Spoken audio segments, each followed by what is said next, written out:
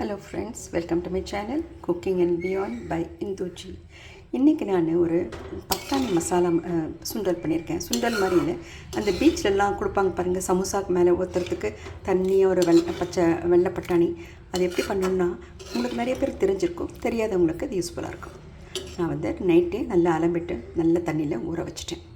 காலையில் எழுந்து அந்த நல்லா திருப்பி அலம்பிட்டு அந்த வேறு தண்ணியை மாற்றி குக்கரில் ஒரு 7 விசில் மீடியம் ஃப்ளேமில் வச்சுருந்தேன். ஏன்னா அது சில சமயம் வேகிறதில்ல, நல்லா குழஞ்சாதான் அது ருசியாக இருக்கும்.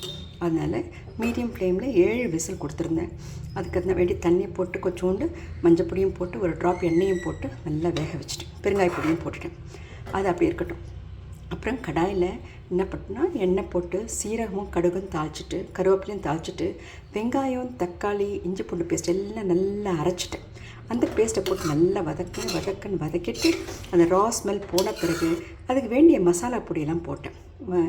காஷ்மீரி சில்லி பவுடர், சாதாரண சில்லி பவுடர், தனியா பவுடர், சீரகம், சோம்பு பவுடர் இதெல்லாம் போட்டுட்டு உப்பு போட்டுட்டு நல்லா கொதிக்க விட்டுட்டேன். இந்த மசாலா அது நல்ல மசாலா கொதித்த பிறகு இந்த வேக வச்சுருக்க இந்த பட்டாணி இருக்குது இல்லைங்களா, அது தண்ணியோடு இதில் கொட்டிட்டேன். இப்போ தண்ணியாக இருந்தால் தான் சமோசாவில் தொட்டு சாப்பிட்லாம், இல்லை சப்பாத்தி வச்சுக்கலாம், இல்லை சாட்டு அது மாதிரி சன்னா சாட்னு சொல்கிற பிறகு அதை வெறுமனோடு சாப்பிடலாம். ஸ்பூன் மேலே நம்ம சர்வ் பண்ண சொல்ல கொஞ்சம் பொடிய வெங்காயம், கொஞ்சம் கொத்தமல்லி, லைம்லாம் பொழிஞ்சு சாட் மசாலா போட்டு நம்ம கொடுத்தோன்னா ரொம்ப சுவையாக இருக்கும். இல்லை சமோசா வாங்கிட்டு அது மேலேயும் ஊற்றி கொடுக்கலாம். இந்த மாதிரி என்னென்ன செய்திருக்கேன், சப்பாத்திக்கலாம் அது கூட தொட்டுக்கலாம். ஸோ இது அப்புறம் கடைசியில் இறக்கிறதுக்கு முன்னாடி என்ன பண்ணால் சாட் மசாலா கொஞ்சோண்டு போட்டு அப்புறம் கொஞ்சோண்டு கஸ்தூரி மேத்தி பவுடரையும் கொஞ்சம் லைட்டாக போட்டு நல்லா கலந்துட்டேன். அதுக்கப்புறம் நான் இப்படி தான் சர்வ் பண்ணுறேன். பாருங்கள், சென்னா மசாலா சமோசாக்கு வச்சுக்கலாம், சென்னா சாட் எப்படின்னா சாட் மசாலா போட்டிருக்கேன். அதனால் உங்களுக்கு அந்த வெளியே ஹோட்டலில் கிடைக்கிற மாதிரி பீச்சில் கிடைக்கிற மாதிரிலாம் உங்களுக்கு இது நல்லாயிருக்கும் ருசியாக. இந்த மாதிரி நீங்கள் வீட்லேயே சேர்த்து சாப்பிட்லாம். வெளியெல்லாம் என்ன தண்ணி ஊற்றுறாங்க நமக்கு தெரியாது இல்லைங்களா.